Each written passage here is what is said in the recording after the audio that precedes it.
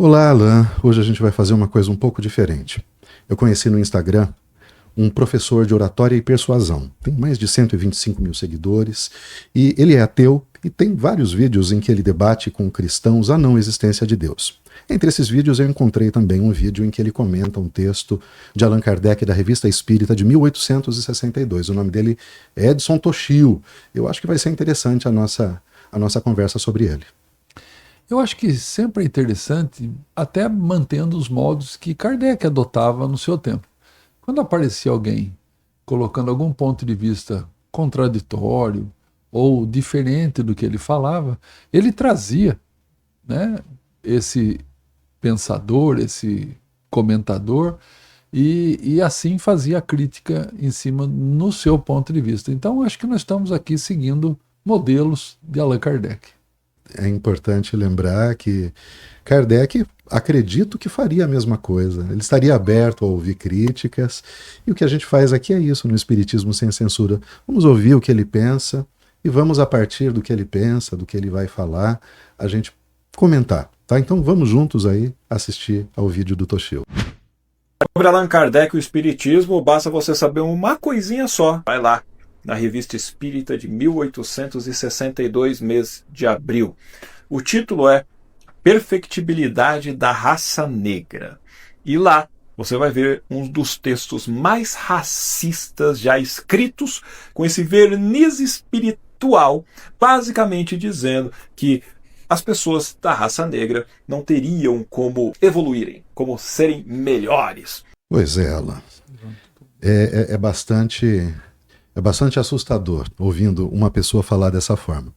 Mas, de fato, eu separei aqui, até para a gente poder entender o que o texto está dizendo mesmo, o seguinte trecho. Tá? Eu vou ler, porque literalmente como está na Revista Espírita. Abre aspas. Assim como organização física, os negros serão sempre os mesmos. Como espíritos, trata-se, sem dúvida, de uma raça inferior. Isto é, primitiva. São verdadeiras crianças, às quais muito pouco se pode ensinar. Mas, por meio de cuidados inteligentes, é sempre possível modificar certos hábitos, certas tendências, o que já constitui um progresso que levarão para outra existência e que lhes permitirá, mais tarde, tomar um envoltório em melhores condições. Trabalhando em sua melhoria, trabalha-se menos pelo seu presente que pelo seu futuro, e por pouco que se ganhe para eles, é sempre uma aquisição. Cada progresso é um passo à frente, facilitando novos progressos. É, de certa forma, bem problemático. Isso a gente não pode negar, não é, Alan? Não tenha dúvida.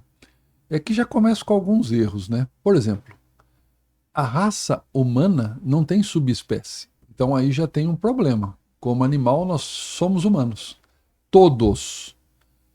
Pardos, negros, brancos, caucasianos, o nome que você quiser dar, não é uma subespécie. Nós todos somos seres humanos. Então, quando a gente já escuta e lê um texto desse do Kardec, havia ali problemas sérios de análise do que era ser humano, do que era a raça humana, da subespécie. Ele estava criando subespécie e era uma cultura da época que Kardec não contestou, ao contrário, ele adotou, por escolha. O termo em si, racista, não poderia ser aplicado a Kardec naquele momento histórico, mesmo porque esse é um termo mais novo, né? É mais recente. Mas a gente sim pode atribuir a Kardec uma visão racialista. O que seria essa visão racialista? É o que é chamado racismo científico.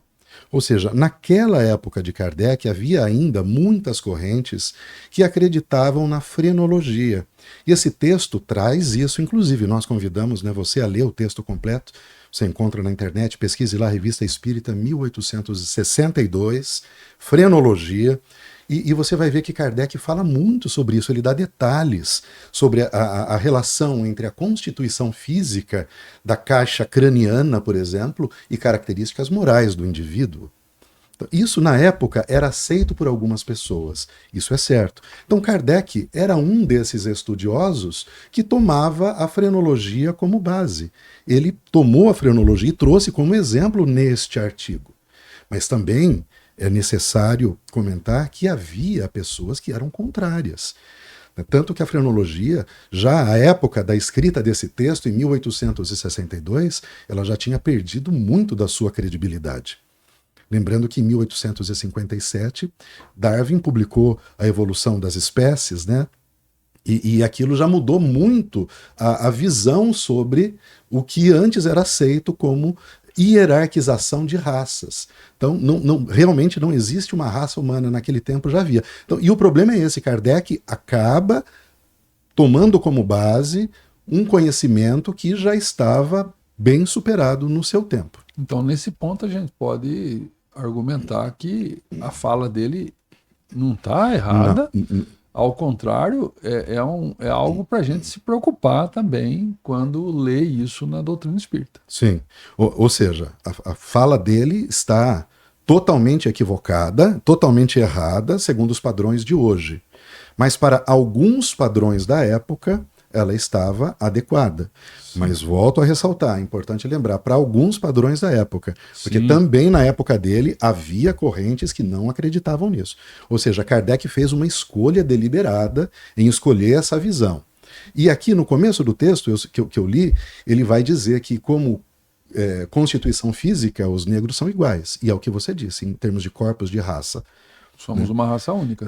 No entanto, em termos de espírito, ele diz que são inferiores. Uhum. Ou seja, em corpos negros só poderiam encarnar espíritos ainda inferiores. E o espírito, para poder evoluir, teria que trocar de corpo, teria que ter um corpo branco. Então, um corpo branco seria um corpo evoluído. Então, vamos já jogar isso abaixo. Isso não existe. Não existe. O espírita não pode aceitar isso hoje em dia. A gente só tem que tomar um cuidado de fazer um movimento como ele fez. Pegar um conhecimento de hoje e tentar colocar ele no tempo, lá atrás, e criticar. Não é muito coerente esse mecanismo, né? Mas, contudo, nós também não nos alinhamos com esse texto de Allan Kardec. Sem dúvida alguma. E nesse caso, né, como eu disse, até dá para criticar um pouco, né? Porque como havia já uma corrente contrária a essa ideia, a frenologia já tinha perdido força. Em 1850, a frenologia já era descartada por muitos pensadores.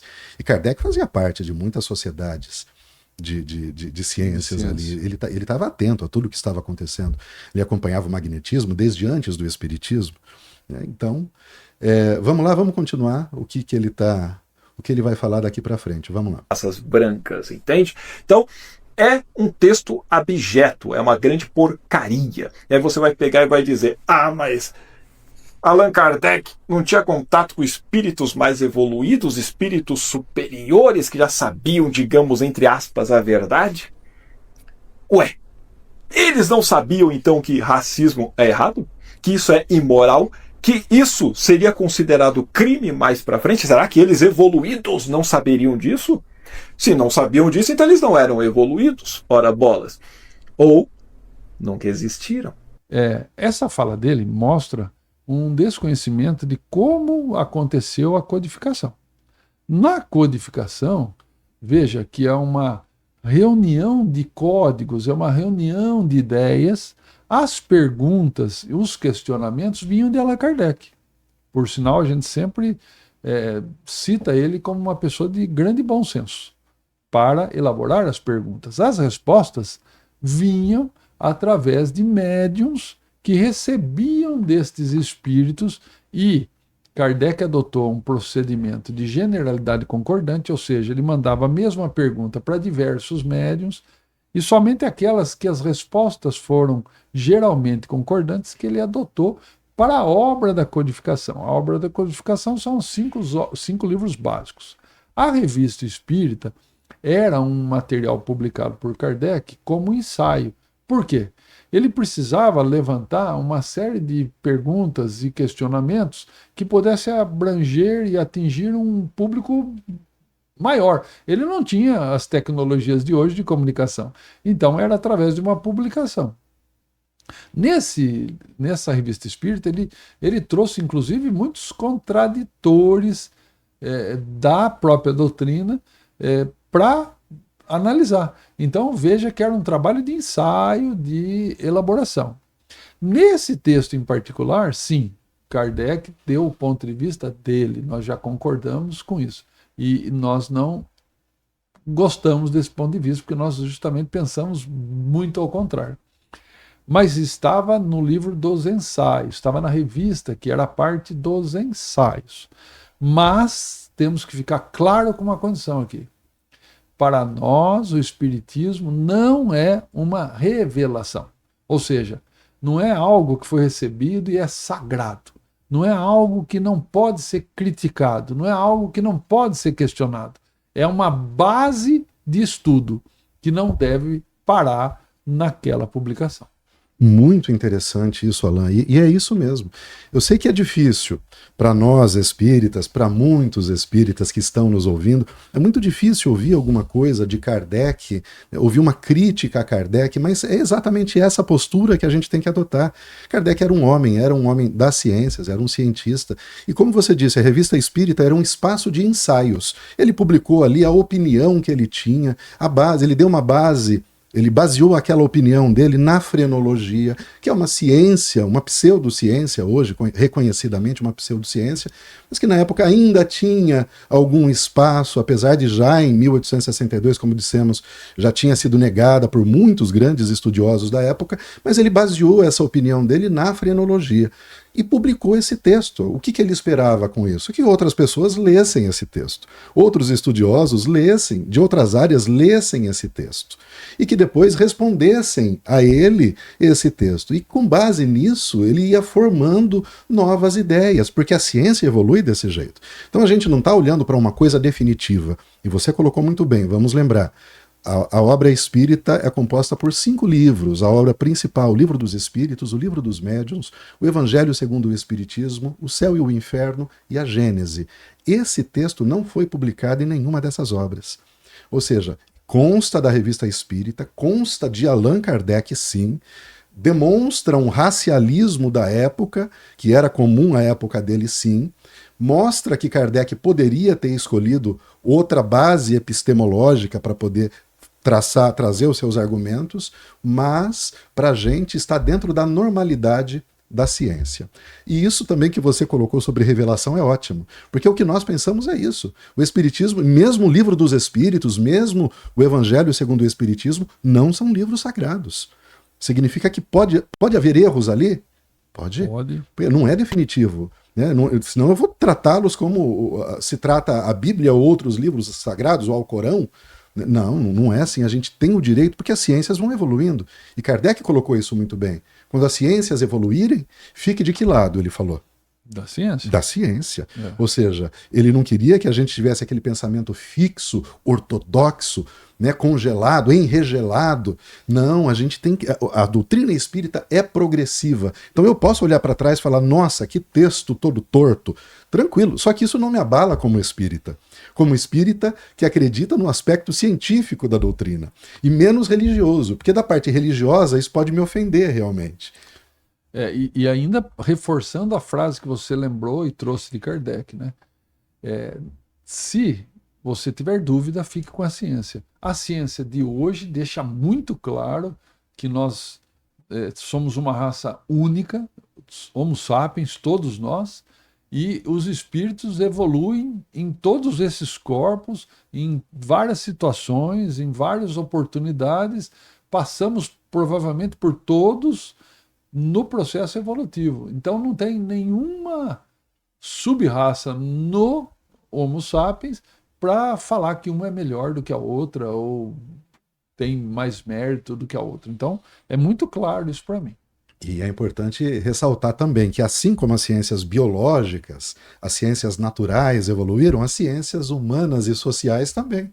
Na época de Kardec nem havia sociologia, como há hoje. Então, quantas coisas não foram descobertas sobre o comportamento humano, sobre a formação, a neurociência, que a época de Kardec ainda era latente, estava começando a surgir, né? O quanto já avançamos e entendemos do nosso comportamento. Então, tudo isso tem que ser trazido junto ao Espiritismo, por isso que as pesquisas precisam continuar. Mas vamos ver aqui mais um trecho dele.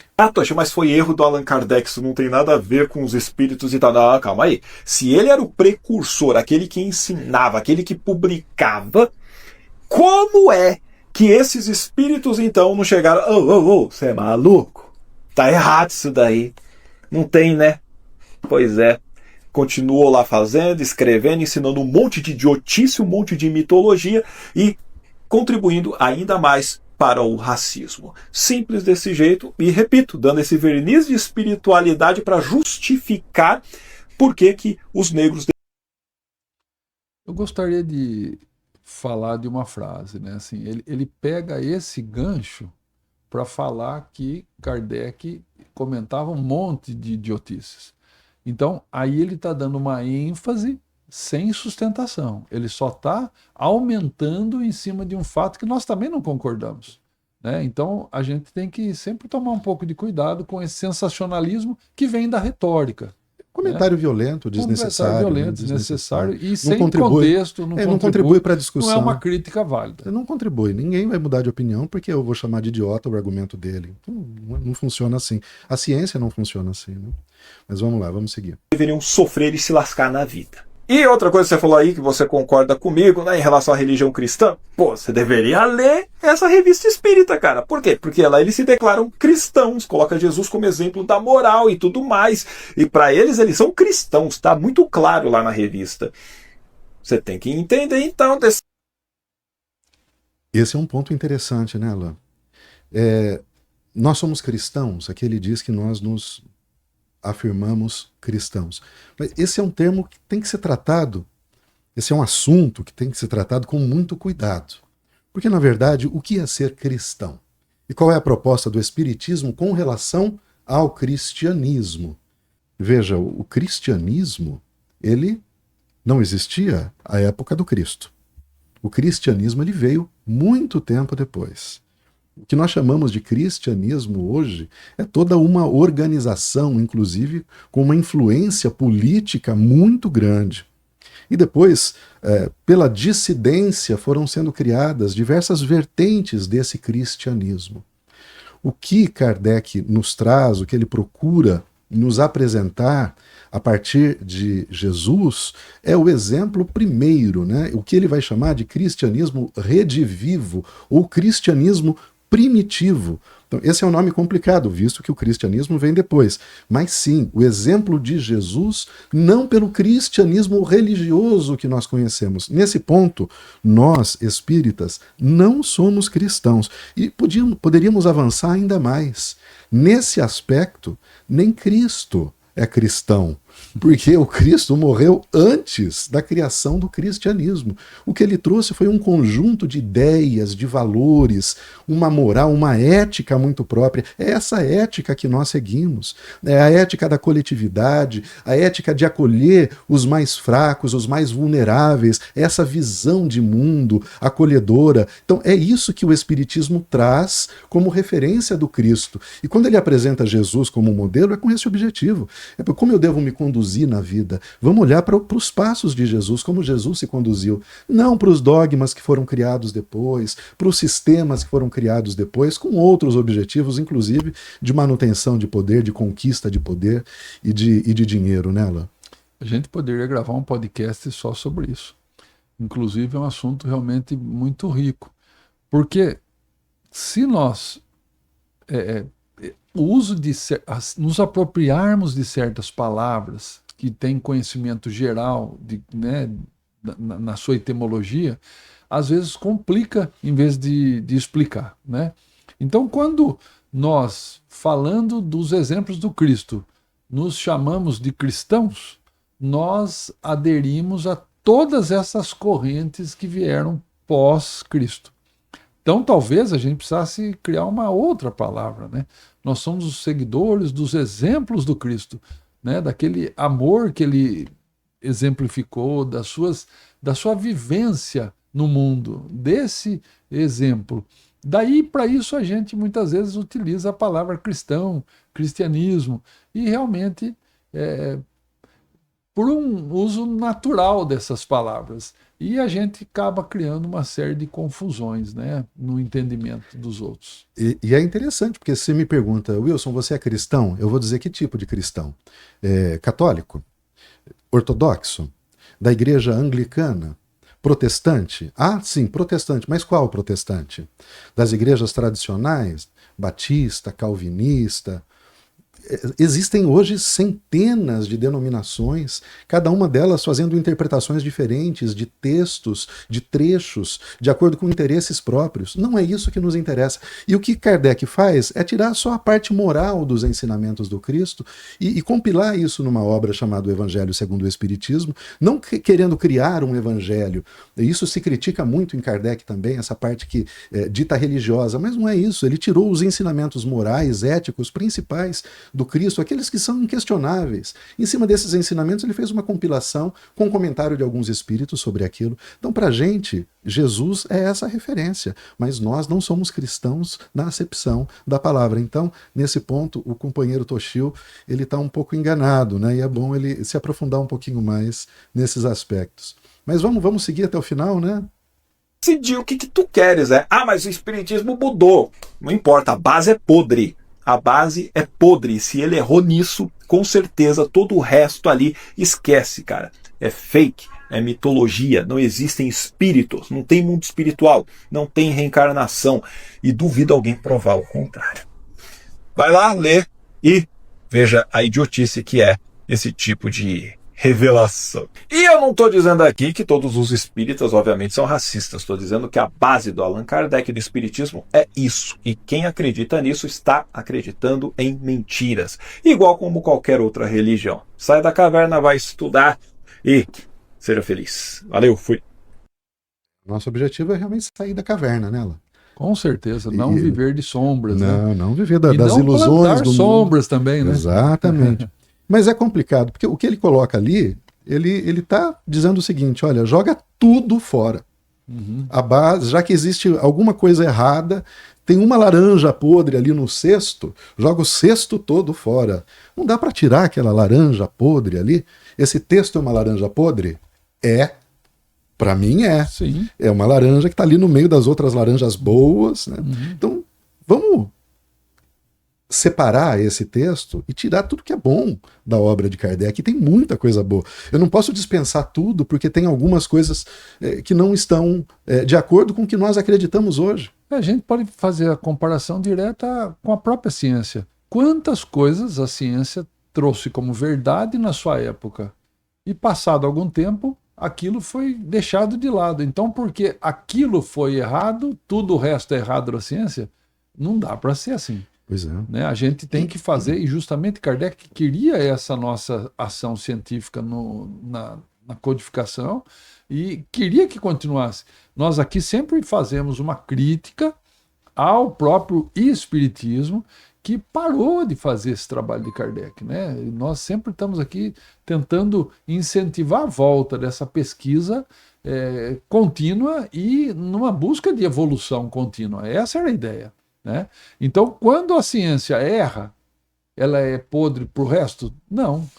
Então, veja que esse é o posicionamento científico. Nós aqui estamos descobrindo um texto do Kardec que não é legal, que não está concordante com a evolução da ciência humana, não está concordante com os tempos sociais de hoje. Nós não identificamos várias raças no Homo sapiens, é uma raça única, todos somos iguais em essência, vamos dificultando a própria evolução individual de cada um de nós ou não, mas descobrimos coisas erradas aí em Kardec, mas não podemos desprezar as coisas boas em Kardec. Eu não vou deixar de ser espírita por isso, né, Lu? Claro que não. Eu não concordo, lógico, penso, venho aqui, me manifesto, falo que eu não concordo, mas eu posso falar daí de um monte de outras coisas que eu concordo com Kardec.